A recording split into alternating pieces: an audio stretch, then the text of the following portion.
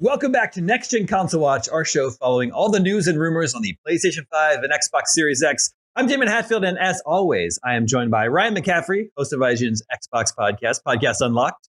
Good to see you, Daemon. You as well. And Jonathon Dornbush, host of IGN's PlayStation Podcast Beyond. Beyond. Hey, Daemon. And this week, we're joined by very special guest, Bo Moore, IGN's Executive Editor of Tech. Bo, welcome back to the show. Thanks, Daemon. Glad to be here. And we're here to talk about TVs.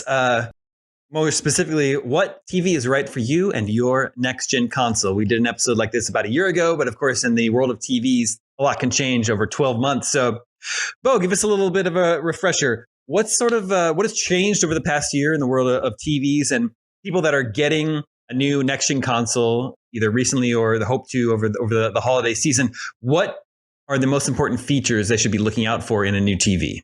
Yeah, absolutely. To start with, the things you want to be looking for are the HDMI 2.1 features that we've talked about before.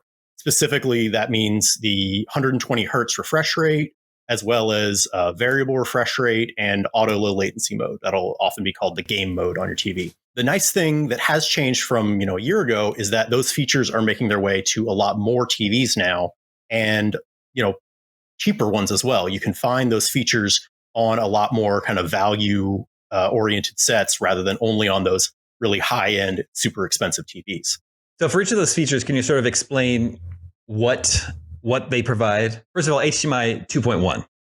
Yeah, so HDMI 2.1, that's that's just the plug. That's where your HDMI cable plugs into. And as we've talked about the Xbox Series X and the PS5, they come with an HDMI 2.1 cable in the box, and they specifically say use this cable, not a regular old HDMI 2.0 cable, because it's not capable of carrying the signal at those higher at that refresh rate basically enabled to do 4K at 120 hertz.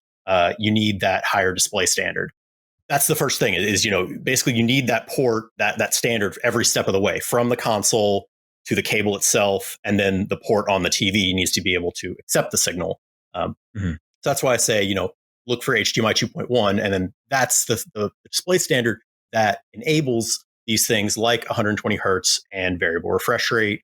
The reason you want 120 hertz is, most games, if you're playing at 4K, they're probably not going to be hitting 120 hertz. But if you're playing, a fast-paced shooter or racing game or something where you're willing to, go down in resolution a little bit to get those higher frame rates, the higher refresh rate will be able to. You want your refresh rate to match your frame rate for the smoothest gameplay and visuals of what you're looking at. Sure. But Jonathon, is it true that over on the PlayStation 5 side, we're still waiting for a system update to provide for a variable refresh rate? Yeah, that's unfortunately still the case for PS5 users. And it's, I think, fair to say probably one of the features I've seen most requested from the PlayStation audience. And I think at least the good news, because we haven't heard word about when to expect it, is at the very least we've seen already a couple major PS5 firmware updates. And they add more than just, things related to the UI. The most recent PS5 firmware update included the addition of 3D audio for your home TV speaker setup rather than needing specific headphones. So they are doing functional updates to the way these consoles are outputting visuals and audio. So the hope is that variable refresh rate happens sooner than later, but there's still no word on it just yet. Okay, Bo, is there a clear TV model out there now that is clearly this is the best option available for people who want to take advantage of their next-gen consoles? I mean, the one that I always recommend, and I believe all three of you have some version of this TV, is the LG C1. It's an OLED TV. It's got, I think, 4 HDMI 2.1 ports. It's the C series. It's been the C9 we've talked about, the CX or C10, however you want to read that, was last year's model, and the current version is the C1. They skipped from 11 just back to 1. And yeah, that's our go-to. It's a bit on the more expensive side because it is an OLED model. OLED meaning it's the picture is going to be crystal clear. It's able to reach those true black levels by just completely turning the pixel off. That gives you the best contrast ratio and true black levels in your picture. Yeah, it's a little bit on the more expensive side. You can get many gaming features on a cheaper model if you're willing to sacrifice OLED. Ryan, your TV is a couple years old now, but it is an LG, very similar to mine. Are you still happy with it? I love it. I had purposely waited for OLED to fall a little closer to my price range, and I believe this was a Black Friday deal from 2 years ago. I think I paid $1,200 for it, if I remember correctly. It's a 55-inch. I'm in a pretty small San Francisco space here, so I really didn't need anything larger than that. And I have to say, I'm really glad that I waited and saved and to spring for the OLED. The picture quality has been fantastic on everything. The black levels are, as advertised, amazing. You know, the big thing that gets thrown around, maybe Bo can speak to this a little more, but the thing with OLED is you get cautioned about burn-in.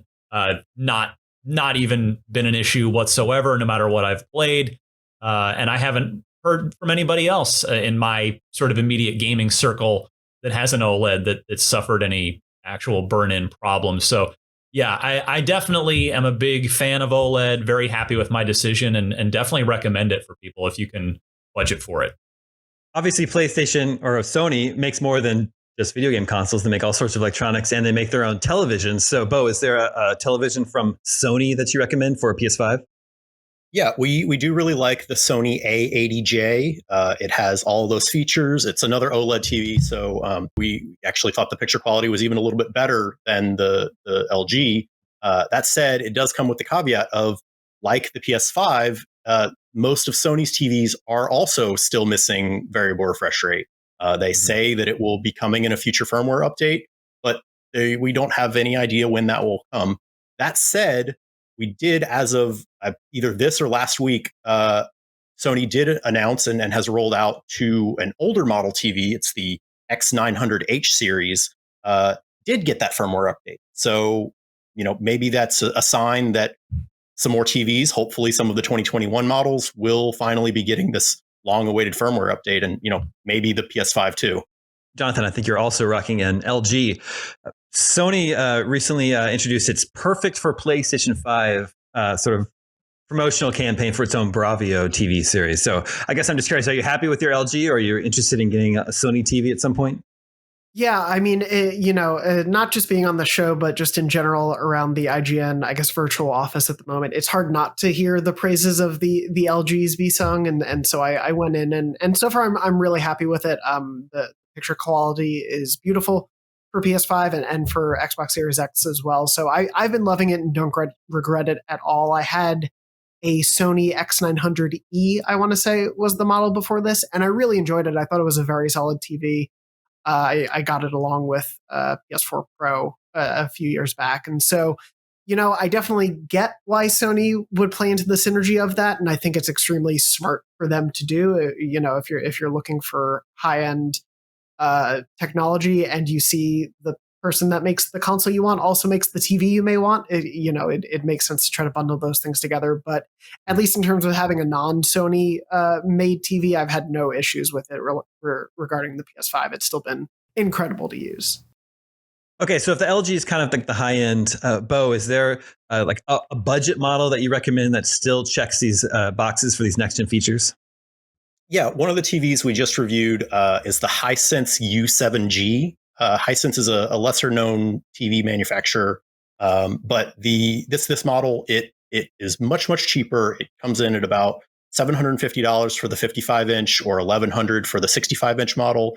And basically, aside from not being OLED, it ticks all of the boxes that we're looking for in a TV for next gen. It's got it's got two HDMI 2.1 ports, 120 hertz, DRR, ALLM. Like I said, it's got all of those things that we're looking for, as well as it's really bright. It's got great color, and it's much more affordable. And basically, if you're just willing to sacrifice not having that OLED picture, you can get everything that you're looking for in a TV for gaming here, just at a much cheaper price.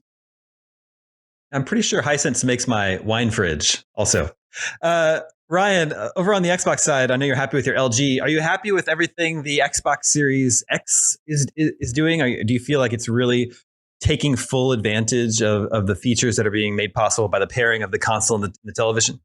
Definitely. And in fact, they recently added Dolby Vision support for games. Previously, the console can do it. The apps, we've seen apps do it. I believe Disney Plus does all of its HDR in Dolby Vision. Netflix, maybe? I can't quite remember off the top of my head now. But yeah, now it's rolling out with games support for Vision as well. So at least, Bo, I'm not sure. I haven't shopped for a TV in a little while. If TVs even have one or the other HDR standard anymore, they did when I was shopping. But previously, you had to make sure that the TV you were looking for had HDR 10, and now you can just buy either one when it comes to Xbox. Okay, so Bo, if our viewers out there want to do even more research on a television, I believe IGN has a guide for the best TVs for gaming. Is that right? We do. Of course, it's one of our many hardware buying guides, just the best TV for Xbox Series X and PlayStation 5. And you can find that on IGN.com. Cool. Any other TV models that you want to shout out before we move on? Here's the thing is at this point, we've talked a lot about the LG. I mentioned the Hisense, but like every one of the major manufacturers of TVs, they're making great TV sets with most of these features that we're looking for. There's the Vizio P-Series Quantum TVs. The Samsung QN90A is really nice. And TCL, which has been known for their budget TVs, has some higher end models now. The 6 Series is what I would look for. We reviewed the 5 Series and actually didn't like it too much, but the 6 Series has a much better processor in it and has all of those features that you're looking for. So that's a good one to consider as well. Great. Bo, we always appreciate your expertise on the show. Thank you so much for joining us this week. Of course, glad to be here. Before we go, we have the results of last week's poll. We were talking about the Nintendo Switch OLED model, which is just recently released. We asked if you plan on upgrading to the Switch OLED, and winning results, just over 40% said you're waiting for the real Switch Pro. I count myself in that camp. Another 40% said they're no, I'm not interested. Just under 10% said yes, definitely upgrading to the Switch OLED. So interesting to see how that all shakes out. A poll for you to vote on for next week's episode. We want to know, what's the most you're willing to spend on a new TV? You're willing to go over $2,000 for the absolute best that's available. Maybe you're a little bit more of the $800 to $1,000 range, or you're just not interested in upgrading at all. Let us know. Make sure to vote at IGN.com, and we'll share the results with you next week. And that will do it for this edition of Next Gen Console Watch. Thank you to Jonathan, Ryan, and Bo. We'll be back next week. Same time, same place, 6 a.m. Pacific, 9 a.m. Eastern, with more PlayStation 5 and Xbox Series X news. We'll see you then.